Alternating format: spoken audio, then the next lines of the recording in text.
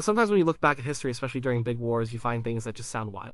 Like something out of a comic book, but a lot of these wild ideas actually happened.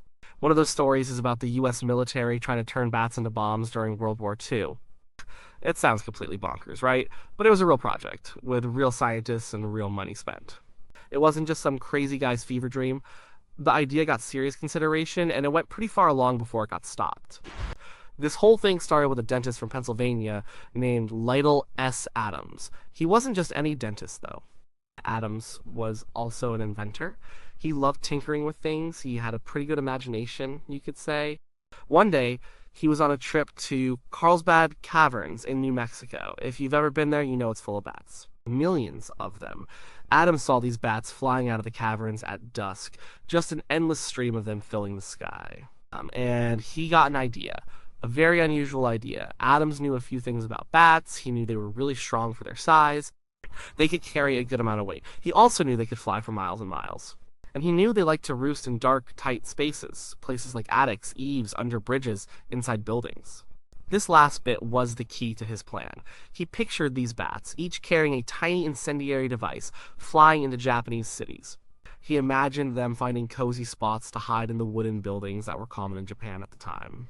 Then, at a preset time, the little bombs would go off. Not all at once, but in thousands of scattered small fires across the city. This wasn't about a single big explosion. It was about creating widespread chaos and destruction through countless small blazes. He thought this approach would be really effective. Japanese cities, especially then, had a lot of buildings made of wood and paper. They were very flammable. A few big bombs might hit military targets, but a swarm of tiny bat bombs could start fires everywhere, causing maximum disruption and making it hard for firefighters to deal with. It was a different kind of strategy, aiming for systemic collapse rather than direct hits on infrastructure. Adams saw it as a smart biological way to wage war, using nature against the enemy. He felt it was also a more humane way to attack, strange as that sounds, because it might cause less direct blast damage to people while still destroying property. Adams didn't keep this idea to himself. He was pretty convinced it was a good one. So, in January of 1942, not long after Pearl Harbor had pulled the U.S. into World War II, he wrote a letter. He didn't just write to any random military official, he wrote to the First Lady, Eleanor Roosevelt. He probably thought she would be a good person to get his message to the president. And he was right. Eleanor Roosevelt passed his letter along to President Franklin D. Roosevelt. Now, you might think a president, especially during wartime, would just brush off an idea like bomb-carrying bats as pure lunacy. But Roosevelt was an open-minded guy, and he was desperate for new ideas that could help win the war. He read Adams's proposal, and his reaction was pretty interesting. He reportedly wrote a note on Adams's letter saying something like, "This man is not a nut. It sounds like a perfectly wild idea, but it is worth looking into." That was enough to get the ball rolling. From there, the idea moved to the National Research Council. Then it went to the Office of Strategic Services, or OSS, which was the precursor to the CIA. They gave it a serious look. The military needed every edge it could get.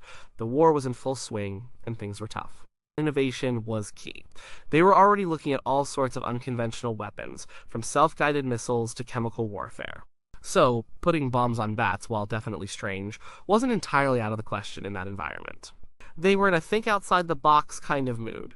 The idea got an official name, Project the 10th Ray. Sometimes people just called it the Bat Bomb Project. The concept was simple, at least on paper. You'd take millions of bats, attach small, timed, incendiary devices to them, pack them into bomb casings, and drop them from planes over enemy cities. The casings would open at a certain altitude, releasing the bats. The bats, following their natural instincts, would then fly into buildings, find roosting spots, and wait. When the timers on the incendiary devices ran out, boom. Thousands of small fires. This wasn't just a fantasy. The military saw the potential for a new kind of weapon that could bypass traditional defenses. Air raids were happening, but they were often predictable. Bat bombs, if they worked, could be a silent, insidious threat, starting fires in places conventional bombers couldn't reach easily. It was a strategic idea, not just a tactical one. It wasn't about blowing up a factory in one go. It was about lighting up an entire city from within, causing chaos, and tying up resources. The early vision was grand. Imagine an armada of planes, not carrying massive bombs, but instead carrying containers full of these bat bombs, releasing them over a wide area, letting nature do the rest. It was a bold concept, born from the mind of an observant dentist, and taken seriously by a president looking for any advantage in a global conflict. The very strangeness of the idea probably made it appealing to some. It was so unexpected, so unconventional that if it worked, it would be a huge psychological blow to the enemy. It was all about disruption and creating a new kind of terror. This was the birth of Project the 10th Ray, a secret plan to turn cute, furry creatures into instruments of war. Once President Roosevelt gave his approval to explore the idea, Project the 10th Ray officially started moving forward. The first big step was to bring in some serious scientific minds. This wasn't something a dentist could develop alone in his workshop. They needed experts in biology, chemistry, and engineering. The military assigned Colonel William H. Rankin of the Army Air Forces to oversee the project. He was tasked with making this wild idea a reality. One of the most important people to join the team was Dr. Louis Fieser. He was a brilliant Harvard chemist, and he was already famous for something else. He had developed napalm. This napalm was a sticky, gelatinous incendiary substance that burned incredibly hot and stuck to whatever it touched. It was perfect for starting fires. If anyone could design a tiny, effective incendiary device for a bat, it was Fieser. He was the guy who could make the bomb part of the bat bomb work. The first big challenge was finding the right kind of bat. Not all bats are created equal. They needed a species that was abundant, easy to catch, could carry a small weight, and crucially could be put into a kind of hibernation or dormant state for transport. After some research, they settled on the Mexican free-tailed bat, or Tadarida brasiliensis mexicana. These bats were perfect. There were millions of them in caves in the southwestern United States, especially in places like Carlsbad Caverns, where Adams first got his idea. They were hardy, relatively small, but strong, and they could survive being chilled, which put them into a temporary hibernation. This meant they wouldn't try to fly away inside the bomb casing and could be transported safely. Catching these bats was a whole operation itself. They used nets placed at the entrances of caves for millions of bats. It wasn't just a few dozen they needed, but hundreds of thousands, eventually aiming for millions. Once caught, the bats had to be housed and kept alive. They experimented with different ways to keep them healthy and docile until they were ready for their mission. Keeping millions of tiny wild animals alive and healthy is a huge logistical challenge, even for a military project. Then came the incendiary device. This had to be super light and small because a bat could only carry so much. Dr. Fieser and his team developed a tiny napalm-based bomb. It was a small cellulose casing, only about an inch long, containing a small amount of napalm and a primer. It weighed about 17 grams, which is less than an ounce. Each device had a timer designed to activate after a certain period, giving the bats time to fly and find a roost. The idea was to have them go off hours after release, often in the middle of the night, causing maximum surprise and allowing fires to spread before being noticed. The next major hurdle was the delivery mechanism. How do you package millions of bats with tiny bombs attached and release them safely from a plane? They designed a special bomb casing. It was a cylindrical casing about 5 feet long, made to hold 26 trays. Each tray would hold 40 bats, so one casing could carry 1,040 bats. These bats, remember, would be in a chilled, dormant state. The casings would be loaded onto bombers, just like regular bombs. When the plane reached its target altitude, the casing would be dropped. As it fell, parachutes would deploy, slowing its descent. At a predetermined altitude, the casing would split open, releasing the trays of bats. As the bats warmed up in the air, they would awaken from their hibernation and fly off, instinctively seeking dark, sheltered places to roost. This was the crucial step trusting millions of animals to follow their natural instincts right into enemy buildings. The project team wasn't just chemists and biologists, it involved engineers to design the casings, logistics experts to handle the bat supply, and military personnel for strategy and deployment.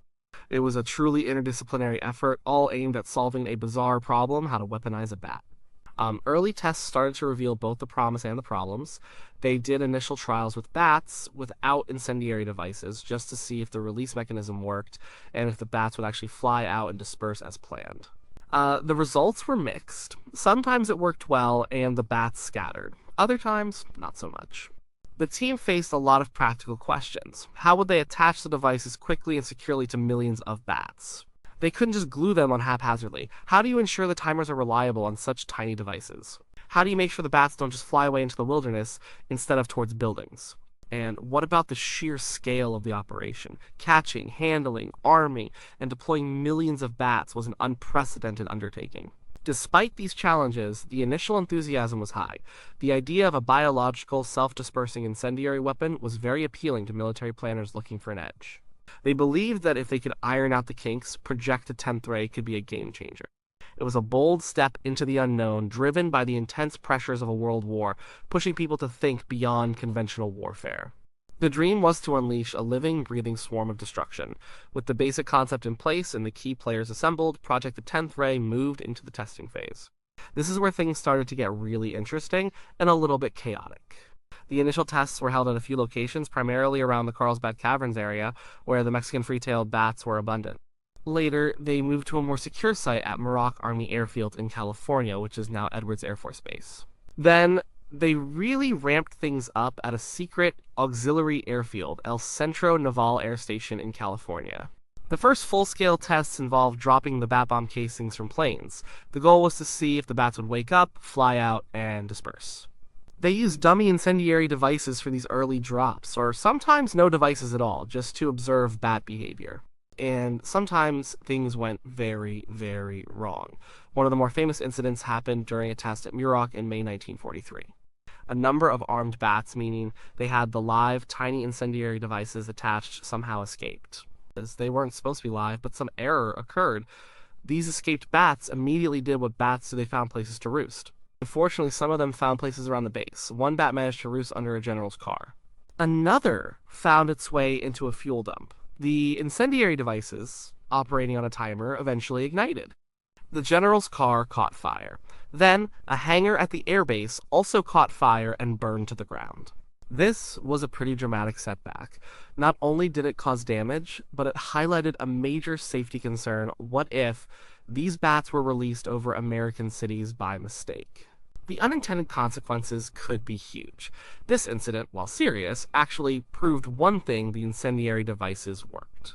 And the bats did indeed go to roost in structures, but it also showed how difficult it would be to control millions of these creatures. Bats are wild animals. They don't follow orders, they follow instinct. The team faced immense logistical challenges. How do you attach millions of these tiny bombs to millions of squirming bats? They tried various methods: glue, surgical clips, none were perfect. Attaching a device to each bat was a slow, labor-intensive process. And remember, the bats needed to be kept chilled and dormant for as long as possible before deployment. Keeping them in a state of suspended animation, then waking them up at just the right time, was tricky. Then there was the sheer scale. The plan called for millions of bats. Collecting and storing them was a monumental task. They needed specialized facilities to house them, to keep them fed, to manage their health. It was like running a gigantic secret bat farm. The cost started to mount quickly. Every aspect of the project: research, development, materials, personnel, and especially the bats themselves, required significant funding. Skepticism within the military started to grow. While President Roosevelt had been open-minded, many military officers found the whole idea a bit too far-fetched, or simply too impractical. The accidental fires didn't help. It seemed like the project was creating more problems than it was solving, at least in its current state. The time and money being poured into Project the 10th Ray were substantial, and there were questions about whether this investment would yield a functional weapon in time to make a difference in the war. The war was ongoing, and other, more conventional weapons were being developed and deployed. The resources were finite. Every dollar spent on bat bombs was a dollar not spent on planes, tanks, or more traditional explosives. The military had to make tough choices about where to allocate its resources for maximum impact. Despite the setbacks and the growing skepticism, the project pushed forward for a while. The team was dedicated, believing they could overcome the technical hurdles. They continued to refine the incendiary devices, improve the bat handling methods, and perfect the release mechanism. But the operational difficulties were immense. Imagine trying to coordinate the deployment of 1 million bat bombs. The margin for error was huge. The biggest challenge wasn't just making a single bat bomb work. It was making millions of them work reliably, consistently, and safely. The vision was compelling, but the reality of working with live animals and delicate timed explosives at a massive scale was proving to be a nightmare. The enthusiasm that had launched Project the 10th Ray was slowly being eroded by the persistent, stubborn problems that kept cropping up in the testing phase. The promise of a silent, insidious swarm was bumping up against the messy reality of biological and logistical challenges. As the testing phase continued, Project the 10th Ray started to run into more serious problems than just a few accidental fires. The Army Air Forces, which had initially overseen the project, began to lose faith. The delays, the logistical nightmares, the unexpected costs, and the sheer impracticality of scaling up to millions of bats were becoming too much. They felt their resources could be better spent on other, more conventional weapons development. In early 1944, the Army officially gave up on Project the 10th Ray, but the bat bomb idea wasn't entirely dead yet. The project then found a new home with the U.S. Navy.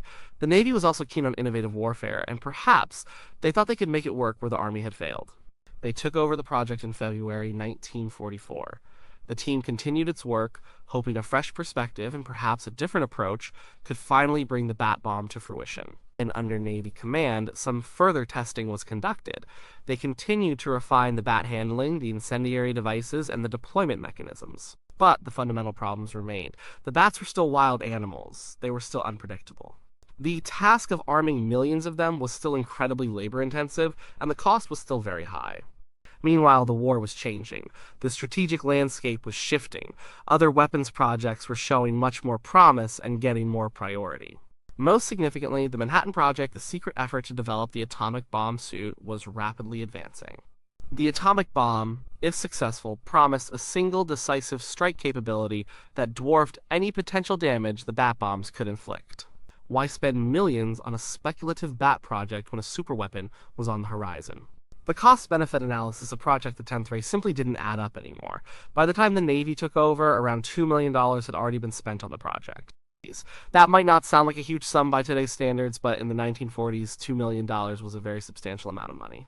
For that kind of investment, the military expected a weapon that was reliable, effective, and ready for deployment. Project the 10th Ray was none of those things. It was slow, cumbersome, and still highly experimental. The practical difficulties were becoming insurmountable. The sheer number of bats needed, the challenges of keeping them alive, transporting them, attaching the devices, and ensuring they would all perform as expected over enemy territory were just too great. The project was constantly behind schedule, and there was no clear end in sight for its development. The war was nearing its end and time was of the essence. So, in early 1944, just a few months after the Navy took it over, Project the 10th Ray was officially canceled. The decision was made because of the slow progress, the high costs, and the competing priorities, especially the rapid development of the atomic bomb. It was deemed too impractical and too unlikely to produce a deployable weapon in time to make a difference in the war. The resources could be better used elsewhere. The final assessment of Project the 10th Ray was that it was an interesting idea, but ultimately unfeasible. It was a testament to the desperate, out-of-the-box thinking of wartime, but also a cautionary tale about the limits of such unconventional approaches. The concept had a certain wild appeal, but the reality of working with nature on a massive scale proved too complex for the technology and logistics of the time. The Bat Bomb project, after years of research, millions of dollars, and countless sacrificed bats, quietly faded away. The dream of a living, flying, incendiary army was grounded for good. The military turned its attention to other, more devastating forms of destruction. So, was the idea of using bats as bombs truly crazy? Or was it a stroke of wartime innovation, just a bit too ahead of its time or too impractical for the technology of the era? When you hear about it now, it often gets a laugh. It sounds absurd, almost like something out of a cartoon. But in the desperate years of World War II, when the U.S. was fighting a global conflict and needed every possible advantage, no idea was too outlandish to consider. Project the 10th Ray certainly holds a unique place in the history of military innovation, or at least military experimentation. It wasn't the only time the military tried to weaponize animals. The U.S. also explored using pigeons to guide missiles. The Soviets trained dogs to carry anti-tank mines, essentially turning them into mobile bombs that would run under enemy tanks. The British even considered using anti-ship limpet mines attached to seals. So, the Bat Bomb project wasn't an isolated incident of animal warfare. It fits into a broader, albeit strange, category of trying to harness the natural abilities of animals for military purposes. These projects often sound wild to us today, but they show the extremes to which people will go during war. The project, the 10th Ray, didn't end up having a real-world impact in terms of winning the war. It never got deployed. The fires caused during testing were the closest it came to actual destruction. But it did generate a fascinating story that people still talk about. The humor and absurdity attached to the story make it memorable. It's one of those things that makes you shake your head and smile, but also makes you think about the ingenuity and desperation of humans during conflict. What if it had worked? Imagine millions of bats, each carrying a tiny firebomb released over a city. The potential for widespread uncontrollable fires across a large area was immense. It would have been a terrifying weapon, causing panic and chaos. The destructive power wouldn't have been in a single explosion, but in a relentless, pervasive network of small blazes that would overwhelm firefighting efforts. It was a form of psychological warfare as much as physical destruction. The idea was to attack the very fabric of urban life, making it impossible to cope. The broader lesson from Project the 10th Ray isn't just about bats and bombs. It's about unconventional warfare and thinking outside the box during desperate times. It shows how necessity can drive invention, even if those inventions sometimes lead down very strange paths. It highlights the lengths governments will go to gain an advantage in conflict, exploring every avenue, no matter how improbable it seems. The enduring fascination with Project the 10th Ray comes from its sheer audacity. It combines simple biological principles with advanced chemical engineering, all aimed at a very specific strategic goal. It was a creative, if ultimately flawed, attempt to solve a complex problem using an unexpected solution. It reminds us that history is full of these hidden gems, these odd footnotes that, when brought to light, tell us a lot about human ingenuity, folly, and the relentless drive during wartime. The US military really did try to use bats as bombs in WWII, and it's a story that still surprises and fascinates people today. It's a testament to how far imagination can stretch when pushed by the pressures of war.